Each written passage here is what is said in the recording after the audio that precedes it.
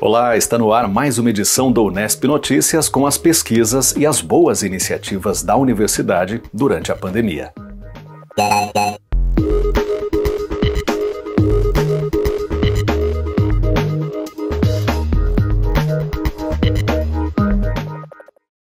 Várias pesquisas estão sendo desenvolvidas na tentativa de se identificar a atuação do novo coronavírus no corpo humano. Um dos estudos realizados recentemente por pesquisadores da Unesp em Botucatu identificou a possibilidade de a placenta humana servir como porta de entrada para o SARS-CoV-2 nas células. Eu sou o Luiz Justulin, do Departamento de Biologia Estrutural e Funcional do Instituto de Biociências da Unesp de Botucatu. E aqui no Instituto, nosso grupo de pesquisa, nosso grupo de trabalho, ele ao longo dos últimos 10 anos tem buscado identificar como é que as condições maternas, as condições gestacionais maternas interferem na saúde dos seus descendentes ao longo da vida pós-natal. Essa ideia de que as condições maternas elas são importantes para a saúde dos descendentes, ela não é nova. Existe uma sociedade internacional chamada DORAD, que estuda essas condições, e aqui no Brasil nós temos um grupo de pesquisadores que no final do ano passado se juntaram para compor a Rede DORAD Brasil, que tem como foco exatamente o estudo das condições gestacionais maternas e a saúde da prole. Nesse contexto, nós identificamos alguns trabalhos científicos que descreveram a infecção placentária das células placentárias pelo SARS-CoV-2, pelo vírus responsável pela doença, pela Covid-19, e nós utilizamos dados já publicados de trabalhos de placenta, com expressão gênica de placenta, reanalisamos esses dados, fizemos o cruzamento com uma plataforma computacional para identificação ou para predição de interações entre os genes placentários com as proteínas do vírus, e ao final desse trabalho de predição computacional nós identificamos basicamente duas proteínas interessantes que são bastante expressas na placenta e que têm que potencialmente interagem com as proteínas virais. Foram identificadas nessas análises de predição computacional, e elas têm um potencial grande de servir como um mecanismo alternativo, uma rota alternativa da entrada do vírus SARS-CoV-2 nas células placentárias. Isso é importante porque, de uma maneira geral, as células placentárias elas expressam um pouco dos receptores que o vírus usa, por exemplo, para entrar nas células do pulmão. O pulmão expressa bastante dessas moléculas, é por isso uma das causas que o pulmão as células pulmonares são bastante afetadas pelo vírus, são infectadas pelo vírus.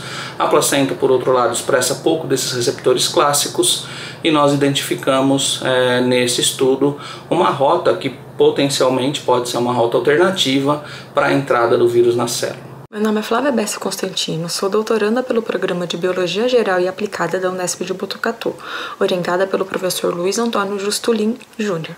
Meu projeto tem por objetivo avaliar os mecanismos epigenéticos, mais precisamente os microRNAs da próstata de rato, cuja mãe teve baixa ingesta de proteína durante a gestação e a lactação. Porém, em conjunto com outros pesquisadores, realizamos um trabalho que identifica proteínas que podem favorecer a infecção da placenta pelo coronavírus. Para isso, reanalisamos um microarray de placenta para saber quais são as proteínas expressas pela placenta. Posteriormente, fizemos 2 tipos de análise. Primeiro, vi uma interação das proteínas virais já descritas na literatura com todas as proteínas placentárias. E em um segundo momento, consideramos apenas os genes que apresentam a expressão aumentada ou diminuída ao longo da gestação. Nesse segundo momento, levamos em consideração também proteínas virais, previstas por um algoritmo, o que poderiam interagir então com a placenta. Depois dessa sondagem de proteínas com potencial de interação placenta-vírus, utilizamos um trabalho de single cell de placenta para saber em qual célula da placenta as proteínas que encontramos estão mais expressas, além de fazer uma correlação para saber se as proteínas do nosso interesse estão expressas pelo mesmo tipo celular da placenta. Ao final, vimos que as células trofoblásticas, parte da placenta voltada para o feto, coexpressam altas quantidades de DPP-4 e a catepsina L, além da DAM1, que possui um aumento de expressão ao longo da gestação, e a PAIX, que apresenta uma diminuição ao longo da gestação. Bem, um próximo passo dessa pesquisa é a identificação ou a validação, né, desses resultados de predição computacional.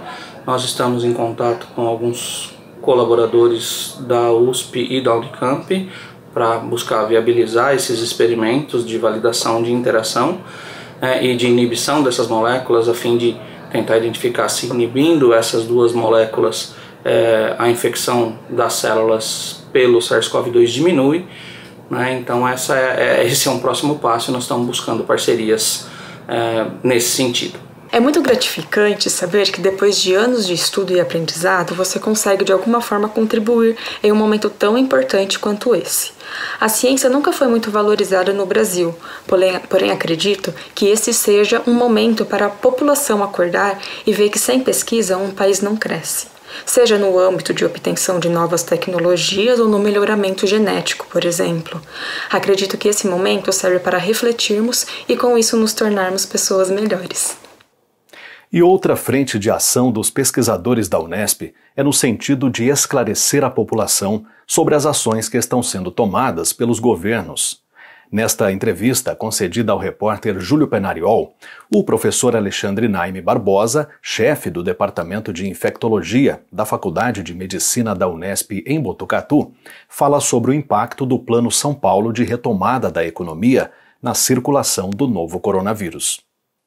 Para ter uma avaliação crítica do planejamento de enfrentamento estadual da Covid-19, é importante lembrar que trata-se de uma epidemia muito dinâmica. Ela depende de fatores sociais ligados à circulação do vírus, a questões que são também relacionadas a atividades que são comuns da população no dia a dia, como atividade econômica, lazer, ensino, e que, portanto, quando as pessoas falam do ponto de vista negativo do tal vai e vem, na verdade, o vai e vem ele é necessário. Um plano de enfrentamento da Covid-19, ele tem que ser, por definição, bidirecional. Ele tem que, em algum momento, relaxar, flexibilizar, e em outros momentos endurecer, tornar mais rígido, porque ele vai acompanhando a dinâmica de transmissão do vírus. E, principalmente, é regida por questões em que você não consegue um controle efetivo, um controle 100%. Então, foi-se criado o Plano São Paulo, que é ludicamente representado através de cores, de fases, em que você tem desde a fase vermelha, que seria de mais extrema rigidez, passando pela fase amarela, a fase laranja, a fase verde, a fase azul, que seria a fase azul, o antigo normal que a gente conhecia. E ele pressupõe, ele tem dentro dessas fases uma série de regras que levam em consideração o número de casos novos, o número de pacientes que são internados, o número de óbitos, os leitos disponíveis para internação, tanto em enfermaria quanto para UTI, e cada um dessas variáveis tem alguns pesos e existem algumas regras para os municípios e para as regiões migrarem de uma fase para outra. Fato é que é um plano que tem sua validação científica, tem a sua explicação científica, mas que está sendo colocado em prática pela primeira vez, assim como tudo na Covid-19, é uma nova experiência. E ele não é perfeito, nenhum plano, nenhum tipo de estratégia, nenhum protocolo, como gostam de falar por aí, ele é perfeito na Covid-19, porque está sendo testado real time pela primeira vez esse tipo de estratégia. Nunca foi pensado, nunca foi feito nenhum planejamento, até porque ninguém previa esse tipo de pandemia por esse patógeno específico, que, aliás, é bastante desconhecido, nós estamos aprendendo dia a dia sobre ele. Então, em resumo, o Plano São Paulo de enfrentamento e esse vai e vem e toda essa questão de relaxamento, de afrouxamento e, às vezes, de enrijecimento é necessário para que a gente possa, com calma, entender a dinâmica de transmissão e, com isso, evitar novos casos e exposição de pessoas suscetíveis e mais óbitos ainda. Então, ele é o que nós temos para hoje, tem que ser aprimorado, sempre tem que ser melhorado, mas também não se pode ter a ilusão de que ele poderia ser construído de uma melhor forma, porque é uma experiência que nós estamos vivendo pela primeira vez. A gente sabe, como você falou, professor, que é um vírus muito dinâmico, né? Por isso a necessidade de se avaliar constantemente. Mas dá para a gente falar que ainda não atingimos, pelo menos aqui na nossa região, no interior, né? Bauru, Botucatu, a gente ainda não atingiu o pico? Ou é possível fazer alguma avaliação nesse sentido?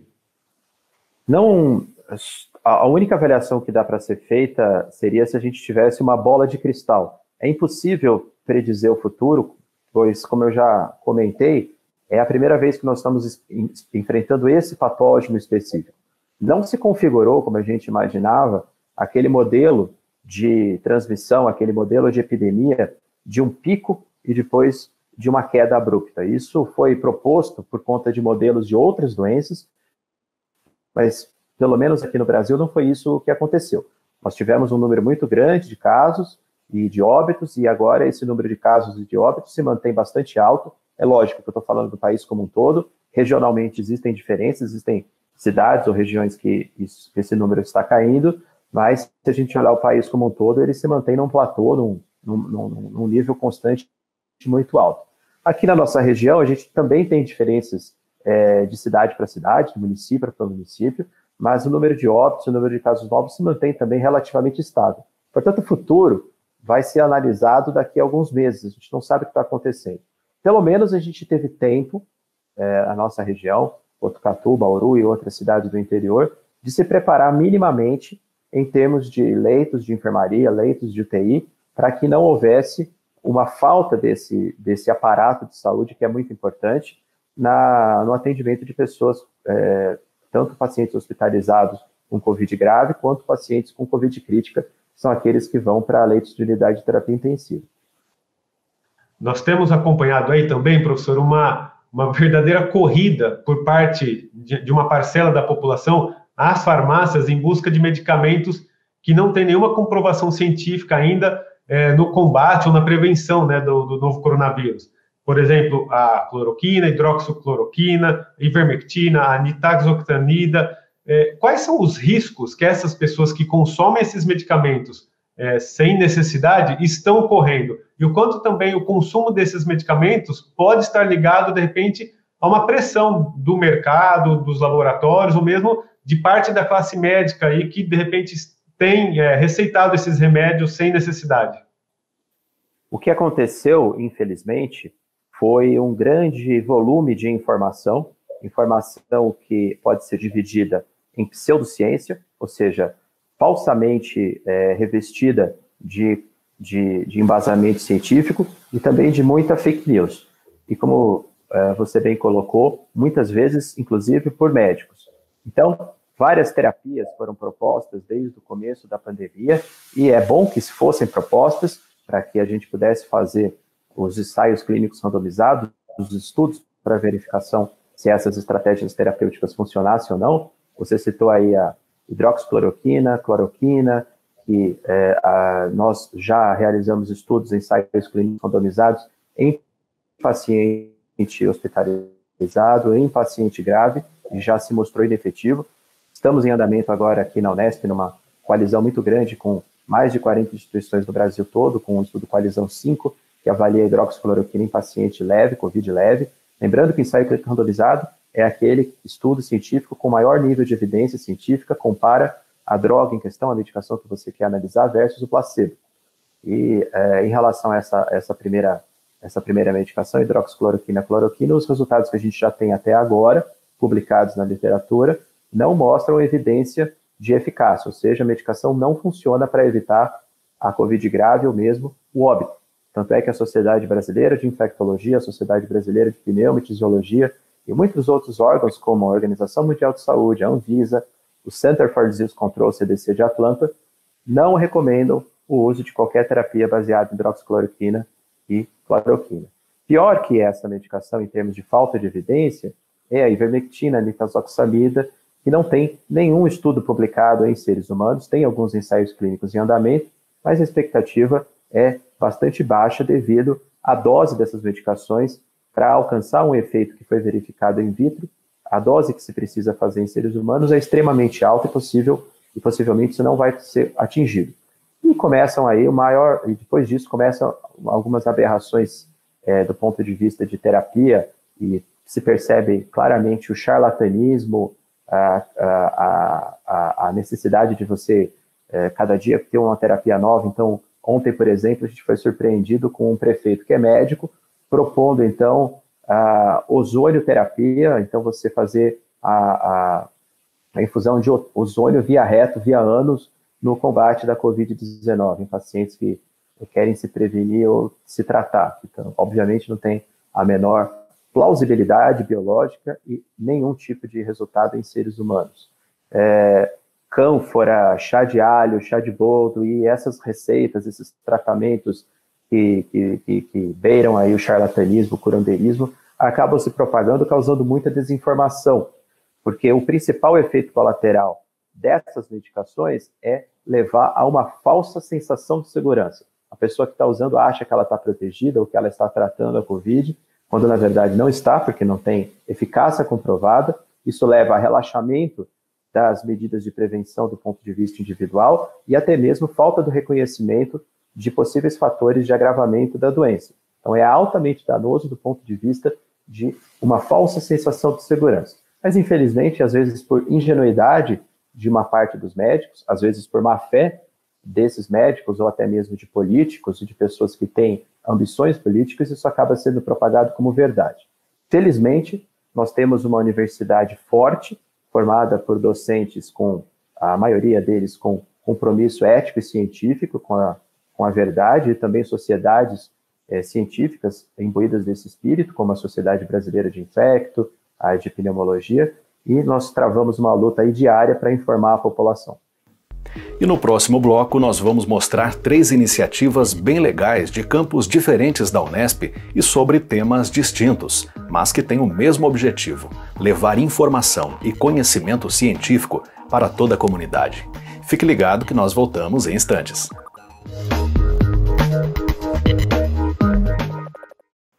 Estamos de volta e vamos agora falar sobre um podcast criado na Unesp em Dracena para manter a comunidade acadêmica informada sobre as ações da unidade durante a pandemia. Olá, eu sou Ricardo da Fonseca, sou professor da Faculdade de Ciências Agrárias e Tecnológicas no campus de Dracena. Especificamente sou professor do curso de Zootecnia na área de melhoramento genético animal. E eu estou aqui para falar um pouco sobre um podcast que nós produzimos aqui na FCAT, chamado FCast. O FCast nasceu porque os alunos que tiveram que se afastar da unidade devido à pandemia e tiveram que retornar para suas casas estavam nos cobrando de informações sobre quais seriam os procedimentos, quando e como eles retornariam às aulas, o que a unidade estava fazendo com relação às estratégias de retorno das aulas. Nesse sentido, a diretoria e os conselhos de curso, tanto da zootecnia como da engenharia agronômica, se reuniram e nós tivemos a ideia, então, de lançar um podcast com essa finalidade, com a finalidade de passar para os alunos a informação que eles estavam requerendo, notícias da unidade e outras informações que trouxessem algum benefício para eles durante esse período de pandemia, mas de uma forma bastante descontraída, de uma forma que realmente fosse mais agradável para eles. A gente não queria nenhuma construção muito rígida, nenhuma construção que não desse prazer para eles em ouvir, não os motivasse a ouvir aquelas notícias que nós gostaríamos de veicular. Nesse sentido, nós estruturamos o FCast em algumas sessões. De modo geral, cada episódio ele se inicia com uma série de perguntas sobre um tema principal que vai ser abordado no episódio, e as perguntas buscam despertar a curiosidade do aluno, do ouvinte, sobre aquele assunto que vai ser tratado. Logo em seguida, nós fazemos uma introdução muito rápida. Logo em seguida, nós temos uma sessão de leitura de mensagens que a nossa comunidade nos envia. Depois disso, nós passamos algumas notícias de forma bastante rápida, nada amassante. Passamos algumas oportunidades sobre bolsa, sobre estágios e entramos então no assunto principal. No assunto principal, nós ficamos a maior parte do tempo da discussão do episódio. E no final nós temos uma sessão que nós até brincamos e chamamos ela de Quarentena dos Meus Sonhos, onde a gente indica algumas atividades para os alunos fazerem ou para os alunos praticarem durante esse período de isolamento social. E então terminamos com uma despedida e nossos agradecimentos. E tudo isso com uma trilha sonora que nós consideramos animada, que nós julgamos legal para aquele assunto que a gente está tratando. E nós julgamos que essa receita funcionou realmente bem, porque logo após o 7º episódio, nós começamos com episódios semanais, e logo após o 7º episódio nós já tínhamos mais de 1000 audições. Claro, considerando a nossa comunidade, o nosso público-alvo, que é a comunidade de alunos, servidores e docentes da FCAT, que está em torno de 450, 500 pessoas, a gente julga que é um resultado, foi um resultado muito bom alcançado pelo nosso podcast. Bom, junto com o podcast, nós também criamos um canal do Instagram, criamos uma página do Facebook, mas principalmente o canal do Instagram é onde a gente veicula a maior parte dos avisos, a gente coloca a maior parte das informações complementares de cada episódio que a gente lança. Então, junto com o podcast, também a nossa comunidade interage nesses canais do Instagram e do Facebook. Bom, o FCast ele começou com uma periodicidade semanal. Com o retorno das atividades remotas e a menor necessidade de interação e de veiculação de notícias com nossos alunos, então nós jogamos agora o FCast com uma periodicidade quinzenal e nós estamos estudando a possibilidade de tornar o FCast permanente, mesmo após o retorno das aulas presenciais em algum momento. Mas para isso nós vamos precisar, talvez, dar uma reestruturada, uma vez que quando as aulas retornarem, ele já não tem mais que cumprir os mesmos objetivos para qual ele foi concebido inicialmente. E você pode ouvir o podcast, o FCast, basta procurar nas principais plataformas de distribuição de podcasts. Nós estamos em todas elas, estamos no Anchor, estamos na Apple Podcasts, no Spotify, na Radio Public, no Pocket Casts, no Breaker. Então, nós estamos nas principais plataformas de distribuição. Google Podcasts, é muito fácil achar a gente. E outra iniciativa muito legal vem lá do campus da Unesp em Franca. O professor Marcos Sorrilha, do Departamento de História, aproveitou a quarentena para intensificar a atuação dele como youtuber. No canal que criou, o docente fala sobre a história dos Estados Unidos, mas sempre relacionada a temas do cotidiano e da cultura norte-americana. Vamos ver. Olá, meu nome é Marcos Sorrilha, eu sou professor de História dos Estados Unidos no Departamento de História da Faculdade de Ciências Humanas e Sociais na Unesp de Franca. E também sou youtuber. Na verdade é sobre isso que eu quero falar um pouco para vocês hoje. Eu tenho um canal no YouTube onde eu desenvolvo assuntos relacionados à história e à política dos Estados Unidos. Na verdade, essa ideia do canal surgiu há muito tempo de uma percepção que eu tenho a respeito da necessidade da universidade se aproximar mais do público geral. E eu vejo na internet, nas redes sociais, uma maneira de fazer isso. Então, eu primeiro tive um podcast, que é, na verdade, um meu grupo de pesquisa, né, que divulga algumas das suas discussões, que é o podcast Intelectuais e Política nas Américas. E sempre escrevi textos mais abertos a um público comum em algumas plataformas. Porém, eu achava que era necessário atingir ainda mais essa questão imagética, e de um tempo para cá vim tomando coragem para fazer esse canal no YouTube. E aí isso casou com outro projeto que eu tive, que foi uma alteração na metodologia de sala de aula. Eu comecei a adotar uma metodologia que se chama de sala de aula invertida, onde os alunos têm acesso a videoaulas e conteúdos digitais, pode ser de qualquer tipo de mídia, antes de ir para a aula, e a aula se torna apenas um espaço para discussão dos conteúdos, né? Para um momento de aprendizado, de troca de experiências e de desenvolvimentos de atividades transversais. E aí eu comecei a produzir uns vídeos para essas aulas e pensei em subir isso para o YouTube, mas deixar fechado para os alunos.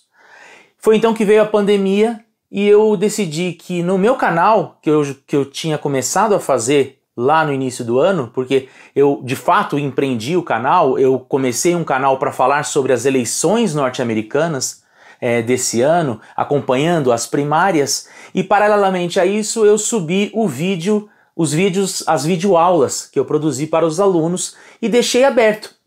Achei que nesse momento em que todo mundo estava procurando conteúdos em casa, de quarentena, seria uma forma de pessoas comuns terem acesso às discussões da universidade sobre assuntos que a gente discute na universidade, mais especificamente sobre a história dos Estados Unidos.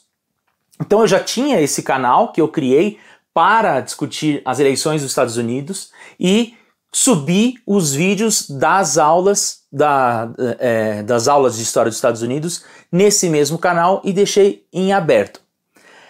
Porém, com a pandemia também, o assunto das eleições dos Estados Unidos perderam espaço, né? Cada vez menos se falava sobre isso e eu fiquei com medo do canal morrer. E aí eu comecei a desenvolver assuntos que podem depois, no futuro, serem utilizados como assuntos transversais ou então complementares a temas das aulas, mas que também fosse numa linguagem mais simples, sem perder a dimensão da divulgação científica.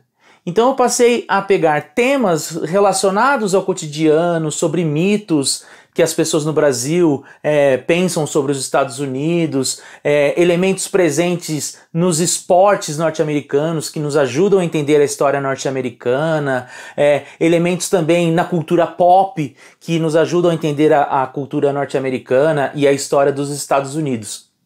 E ainda mais nesse momento que a gente vive, né, de contestação dessa hegemonia dos Estados Unidos no mundo, de reposicionamento das políticas dos países, né, na política internacional, o Brasil sempre volta seus olhos para a América, né? O Brasil sempre... existe um grande interesse da população brasileira nos assuntos dos Estados Unidos, seja por conta de uma mídia ostensiva, dos filmes, ou então porque existe de fato similaridades entre os países, tanto por aspectos bons quanto por aspectos negativos. Então, é interessante que o brasileiro também conheça alguns mitos da história dos Estados Unidos, né? Ou então algumas outras curiosidades que nos ajudam a contar a história daquele povo.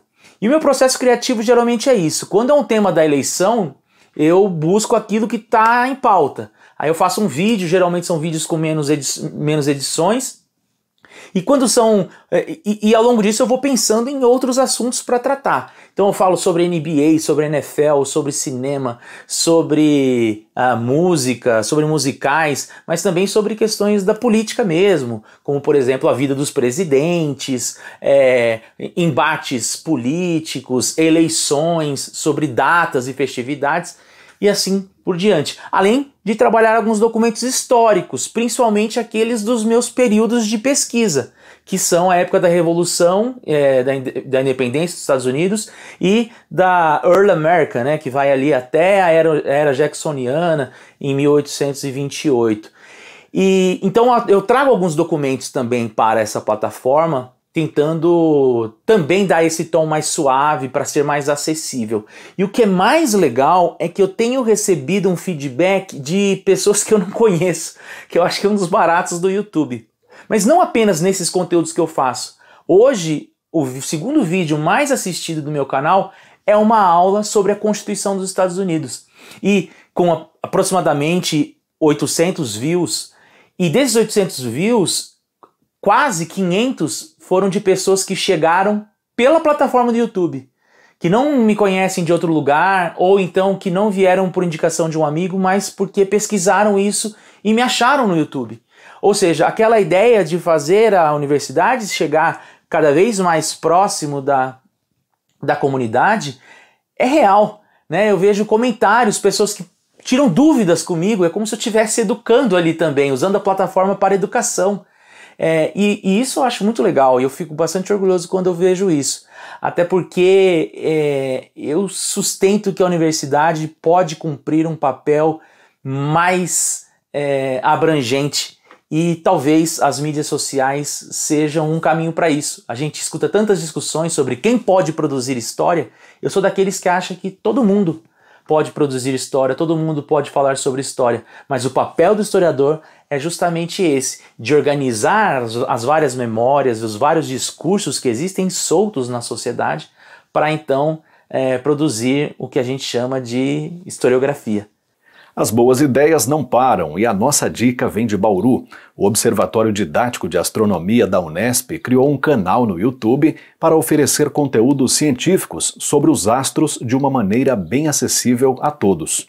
O professor Rodolfo Lang, coordenador do observatório, conversou com o repórter Júlio Penariol para contar alguns detalhes. O canal do YouTube do observatório, ele estava meio paradinho, né, por falta de tempo, nós sempre muito atarefados, né, mas agora a pandemia nos trouxe essa possibilidade, né, de reativar o canal.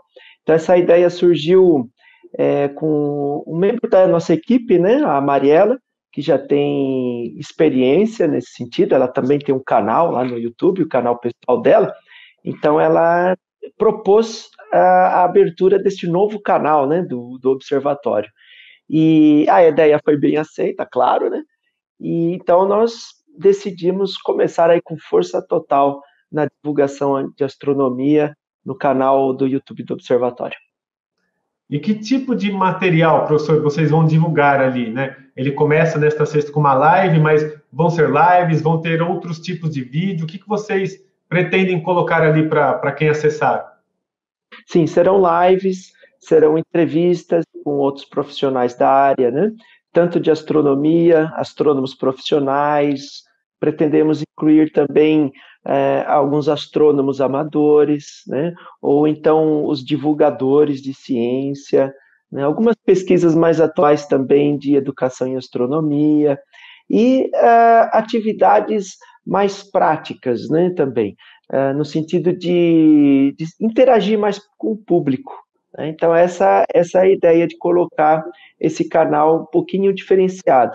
Mas também, né, colocaremos lá vídeos, aliás, já tem alguns vídeos lá colocados nesse canal, que é a filmagem da Semana de Imersão Total em Astronomia, né, que nós tivemos alguns anos atrás, e outros vídeos também que vamos escolher lá, uns vídeos bem legais para colocar no canal. Então, além dele servir aí como uma comunicação com a população, né, em tempos de isolamento, de pandemia, ele também vai servir ali como uma espécie de um depósito de vídeos bem interessantes sobre o tema, né, professor? Exatamente, exatamente. Inclusive, as lives, né, ficarão gravadas, as entrevistas, né? Então, as pessoas que desejarem acessar posteriormente ou assistir a qualquer hora que puder, né?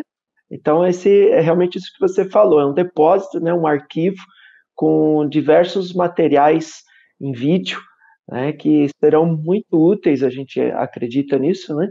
Tanto para o ensino de astronomia, os professores usarem em suas escolas, né, com seus alunos, quanto para curiosos e pessoas interessadas em aprender um pouco mais de astronomia. A gente tem observado, professor, que parece que é uma crescente de interesse das pessoas por esse tema, né? O céu, os astros. Você que aí, né, que estuda, pesquisa, trabalha nessa área, por que você acredita que esse tema desperta tanto interesse nas pessoas? A astronomia é a ciência do infinito, né? O pessoal olha para o céu e enche de dúvidas, né? Se enche de perguntas sobre os mistérios do universo, as estrelas, buracos negros, galáxia, aí entra viagens no tempo, possibilidades de ter vida em outros lugares do universo, se a gente pode um dia viajar para algum lugar, né, mais longe do que a Lua, né, que o máximo que a gente foi até hoje foi até a Lua, lá na década de 60, né, 70, então agora estão querendo ir para Marte, mas o que fazer lá, né? Como é essas dúvidas, né? Como é que funciona um foguete? Enfim, então essas coisas, né, do universo, do céu, despertam muito interesse nas pessoas.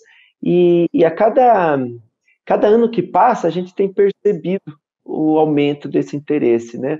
Aqui mesmo no nosso observatório, cada ano que passava, a gente recebia mais pessoas ainda, né? O ano passado, por exemplo, deu mais de 10 mil pessoas atendidas, né? Isso, a gente estava sempre batendo o recorde. Agora, pela internet, fica difícil estimar a quantidade, né?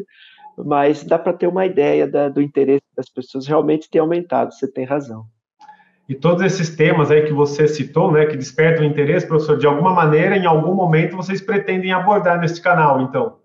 Ah, sim, sem dúvida, porque são os temas que mais chamam a atenção, né?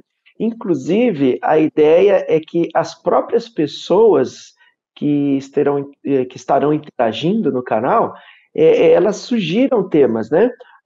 Observatório, fala sobre isso na próxima live, né? Então, sugerir temas para que a gente possa montar as próximas apresentações ou conversas nas lives. Ficou curioso? Então anote aí o canal do Observatório de Astronomia da Unesp no YouTube, tv.unesp.br/OBS Bauru. A gente faz agora mais uma pausa bem rápida, então não saia daí que nós voltamos já já.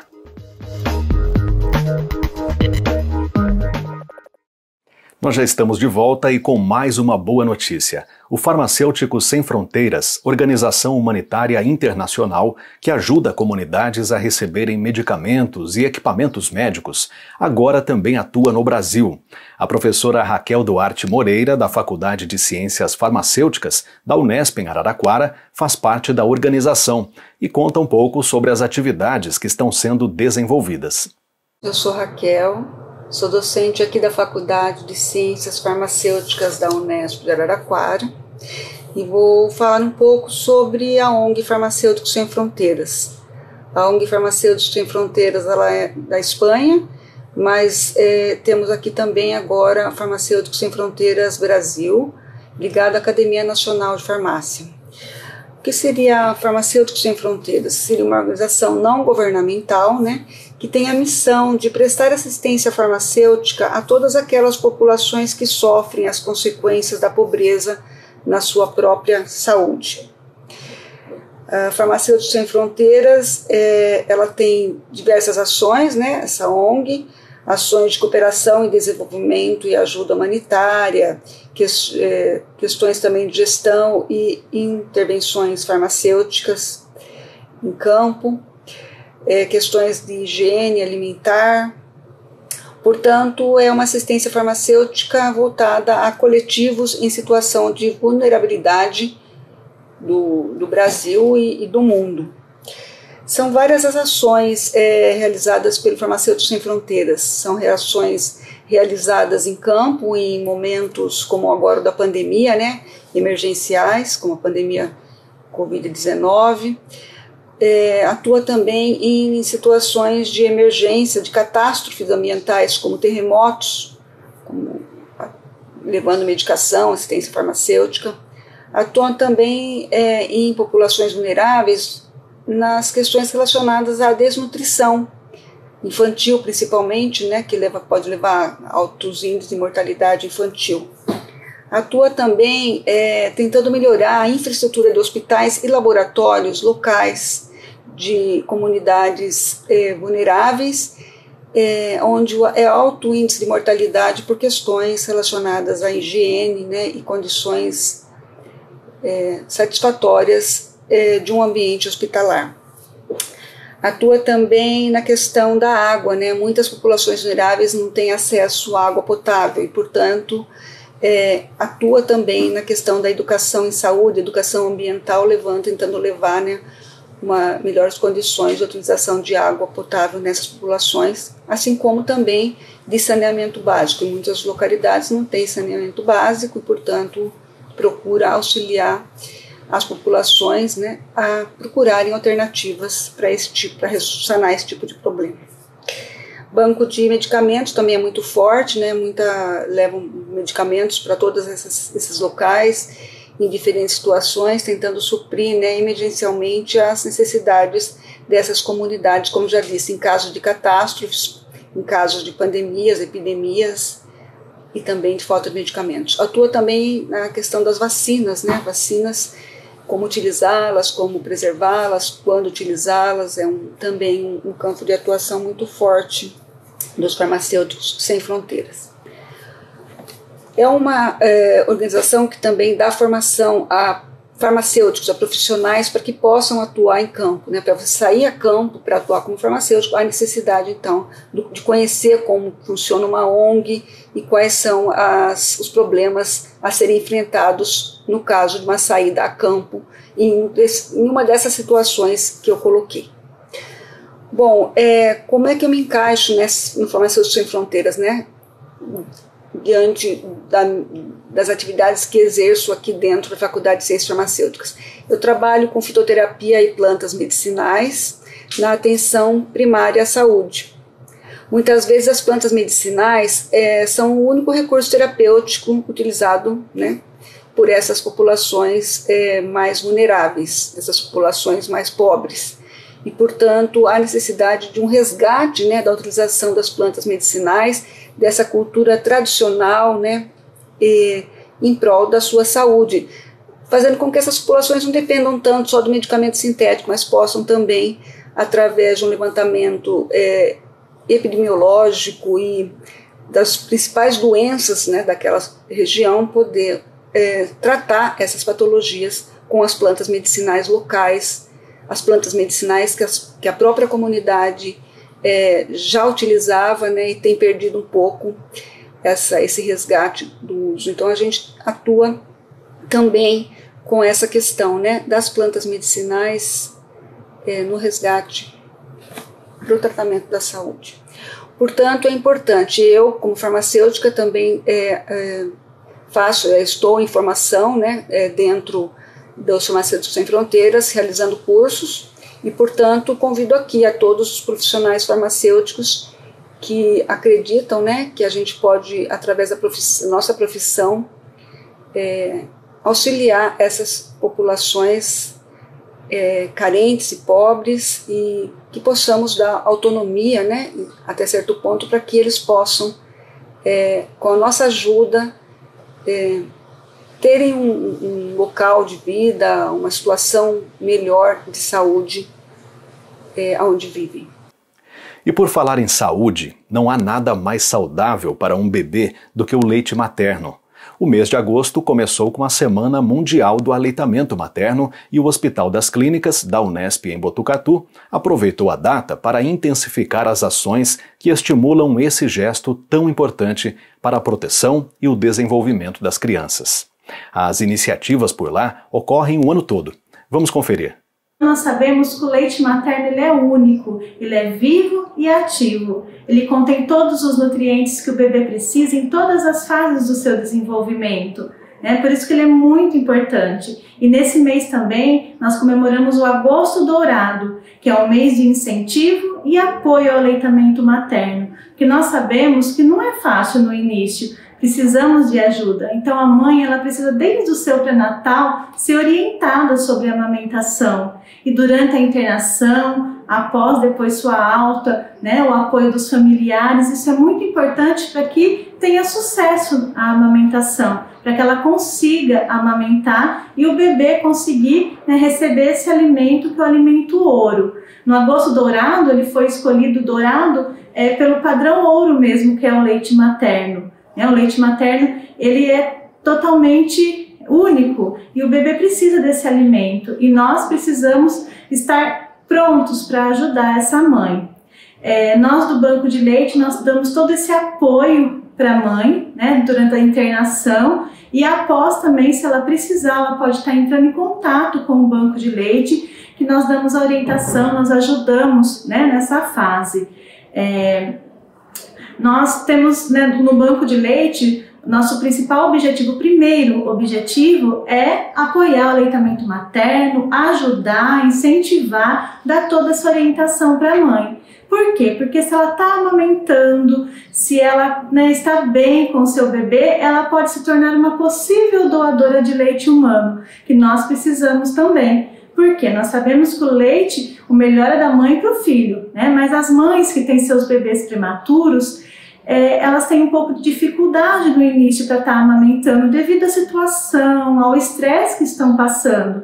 Então, na falta do leite cru, que a mãe não consegue tirar para o seu bebê, né, nós temos o leite das doadoras, que é um leite, né, doado, que ele passa por um processo rigoroso de qualidade, ele passa por uma pasteurização, é colhido exames, e esse leite, depois de tudo ok, os exames da mãe, né, da doadora e do leite, esse leite ele é fornecido para os bebês da UTI neonatal. Então, nós trabalhamos então nesses dois objetivos. Primeiro, estar orientando a mãe em todo esse processo na amamentação. E se ela tiver leite em excedente, estar em boa condição de saúde, ela pode se tornar uma doadora de leite materno e nos ajudar os bebês que estão internados na UTI neonatal. Então, a mãe que está amamentando, que tem leite em excedente, que tem vontade de estar doando, pode entrar em contato conosco pelo telefone 3811-6410. O Banco de Leite ele passa todas as orientações para a mãe, fornece o kit, né, que contém o frasco estéreo, a touca e as orientações para ela estar doando esse leite. A gente faz a nossa última pausa, mas voltamos rapidinho. Continue com a gente.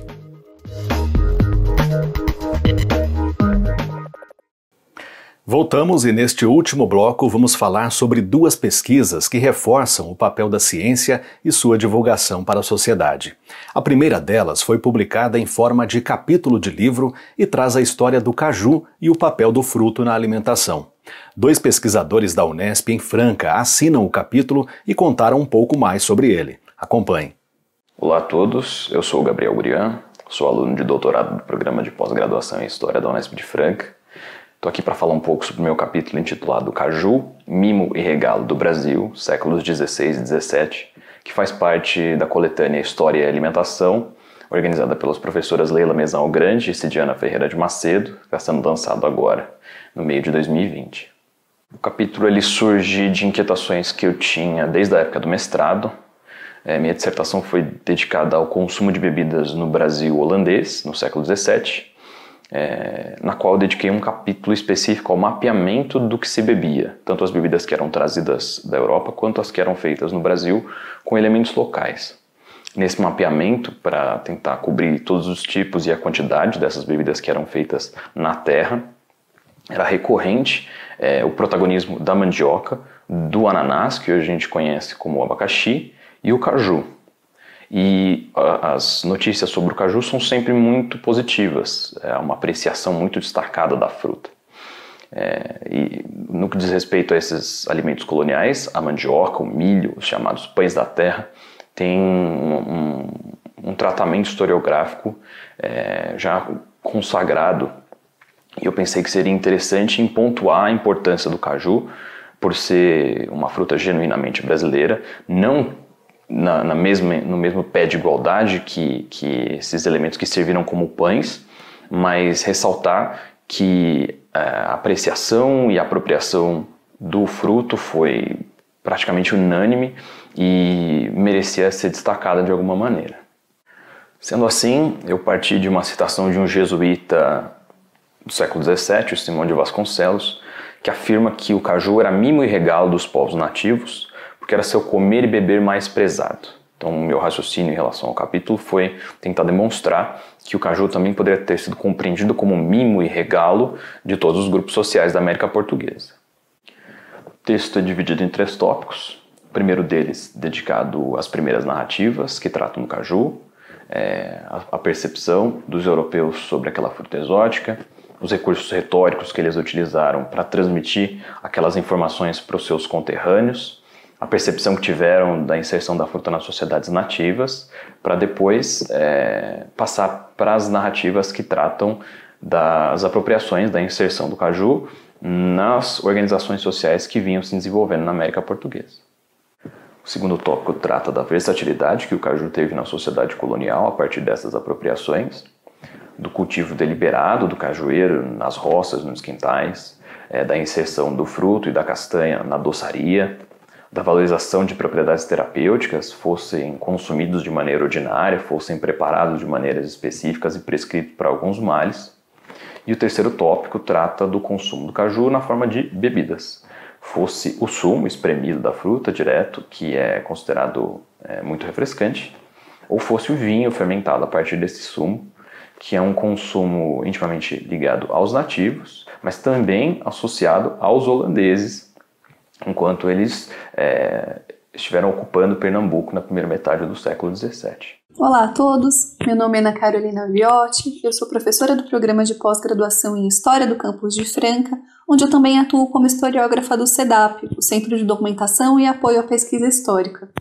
Também fui convidada pelas professoras Leila Algrante e Diana Macedo a contribuir com esse volume que procura apresentar uma série de perspectivas, possibilidades e entradas para se pensar a relação entre alimentação e história no Brasil dos séculos XVI ao XIX. E aí as perspectivas dos autores são muito diversas.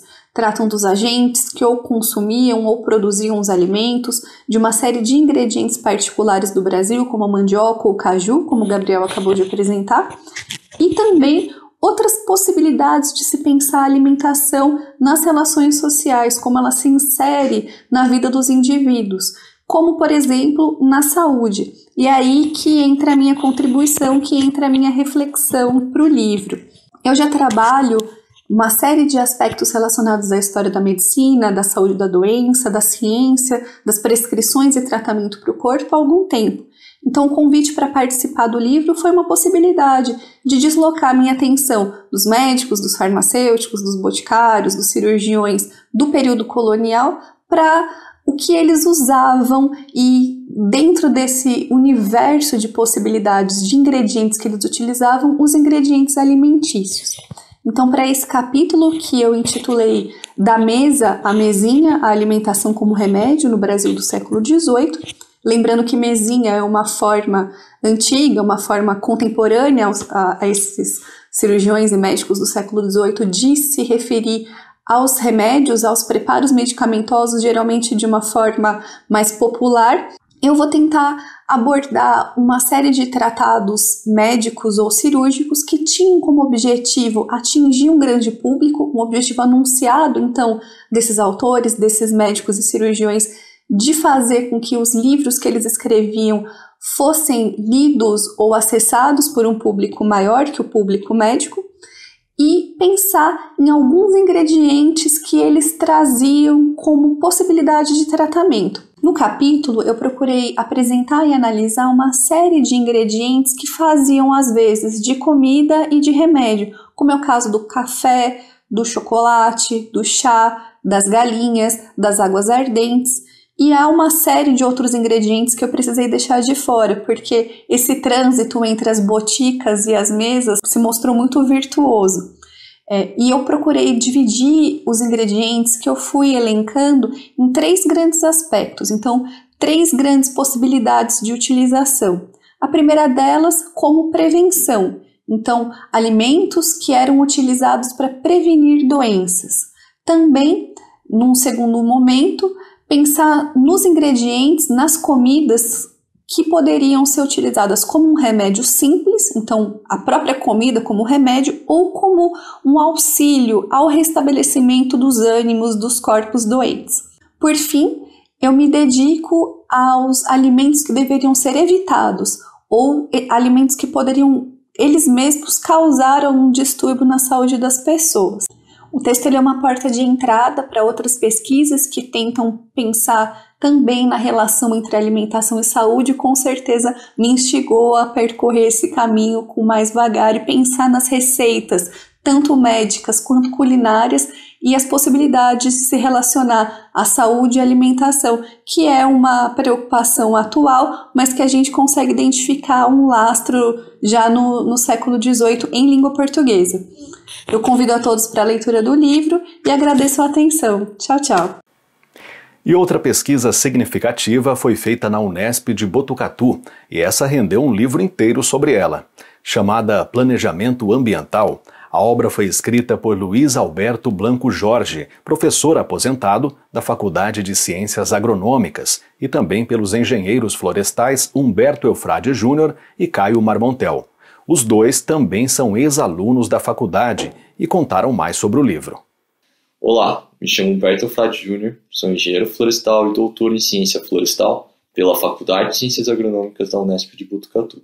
Atualmente, na mesma universidade, atuo como pós-doutorando em agronomia e sou integrante do Laboratório Agroflorestal de Biomassa e Bioenergia, o LAB. A convite da TV Unesp, vim apresentar o livro de Planejamento Ambiental, publicado recentemente e com a autoria do professor Luiz Alberto Blanco Jorge, minha e de Caio Marmontel. Sou engenheiro florestal e doutor em ciências florestais pela Unesp, atuando na área de hidrologia florestal e sistema de informação geográfica. Esse livro, que publicamos recentemente, é uma expansão do material de apoio do professor Blanco, que ministrou durante anos as disciplinas de agronomia e engenharia florestal na Unesp da Faculdade de Ciências Agronômicas no campus de Botucatu do estado de São Paulo, e tem como principal público aos estudantes das áreas florestais e agronômicas, assim como pesquisadores e profissionais do setor. O planejamento ambiental avalia de que forma as atividades antrópicas se relacionam com o meio natural, seja pelo uso da sua matéria-prima, pela utilização desse meio como suporte ou no processamento das emissões de efluentes nos vetores ambientais, solo, água e ar. Da forma, o planejamento ambiental indica instrumentos corretivos, curativos e preventivos na busca de um meio ambiente equilibrado.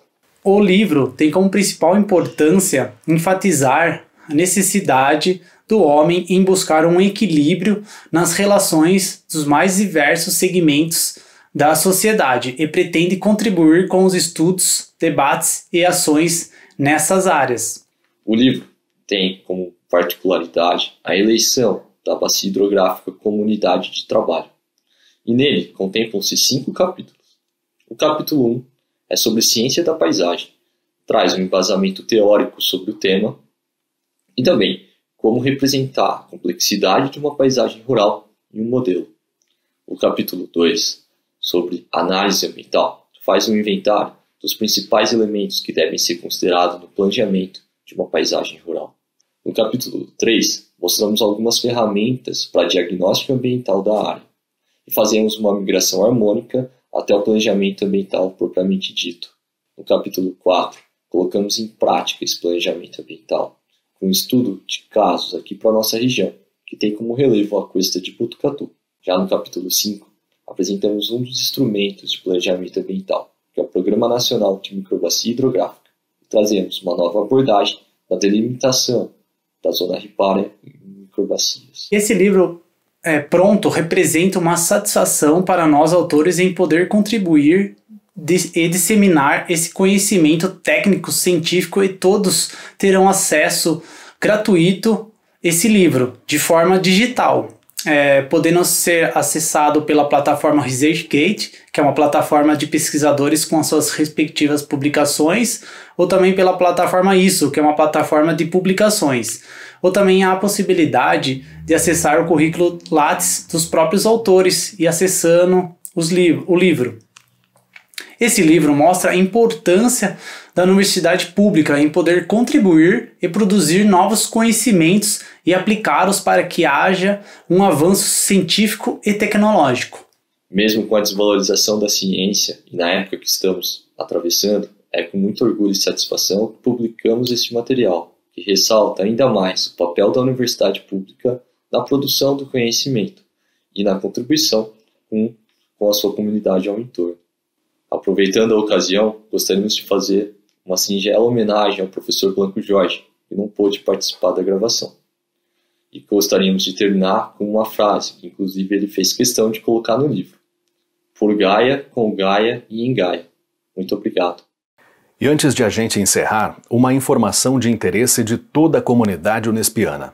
A Comissão Eleitoral Central da Unesp homologou as inscrições de 2 chapas para o processo que definirá os próximos reitor e vice-reitor da Unesp, com gestão entre 2021 e 2025. Uma chapa tem como candidato a reitor o professor Pascoal Barretti, da Faculdade de Medicina da Unesp em Botucatu, e como candidata a vice a professora Maísa Furlan, do Instituto de Química em Araraquara. A outra chapa é composta pelo professor Enes Furlani Júnior, da Faculdade de Engenharia de Ilha Solteira, como candidato a reitor, e Hector Luiz Sampierre, da Faculdade de Ciências Humanas e Sociais da Unesp em Franca, como candidato a vice. A votação será eletrônica entre os dias 13 e 15 de outubro e o resultado vai ser divulgado logo no dia 16. Durante a campanha, no dia 29 de setembro, às 3 da tarde, haverá um debate entre as chapas com transmissão pela TV e pela Rádio Unesp. E a gente chega ao fim de mais uma edição do Unesp Notícias, mas você pode continuar acompanhando a TV Unesp pelo YouTube e também por nossas redes sociais. Até a próxima!